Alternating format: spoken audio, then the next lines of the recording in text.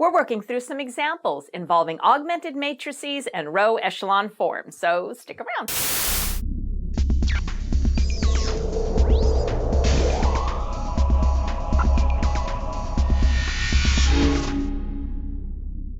I'm Allison from Bytes, and we're doing some examples involving augmented matrices and row echelon forms. So here's our first problem.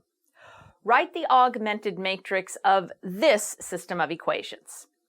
All right, so the numbers in our matrix will be made up of the coefficients of the variables and the constants. And each row in our augmented matrix will correspond to one of the equations in our system. So let's write the first row of our matrix. Let's look at the first equation in our system. And we'll write the coefficients of all the terms and the constant. So that gives us, in the first row, 1, -1, 2, 3, and -2.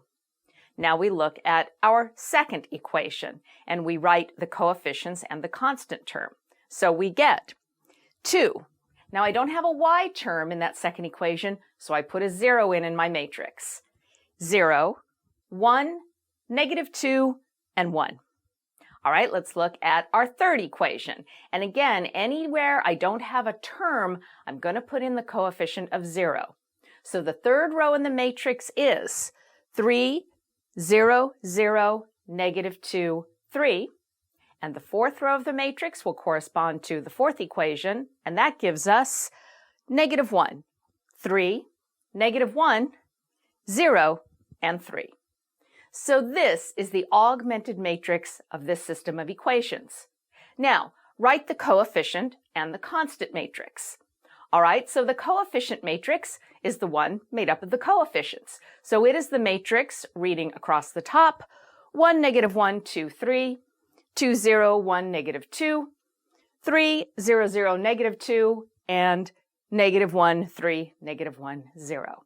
And then we write the constant matrix, and that is the matrix -2, 1, 3, and 3. Okay, here's our next problem. We have 4 matrices here.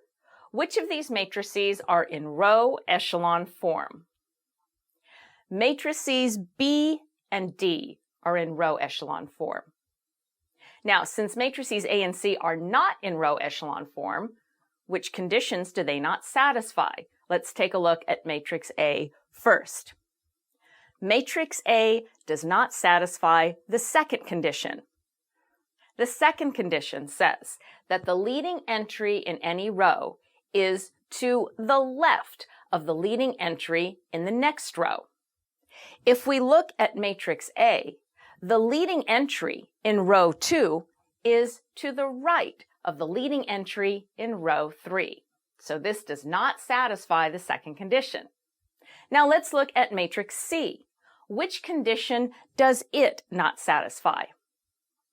Matrix C doesn't satisfy the first condition. The first condition says that the first non-zero number in any row is 1. In matrix C, the first non-zero number in row 2 is 2. So that doesn't satisfy the first condition. To learn more about this topic, watch our videos on the Math Bytes with Allison YouTube channel.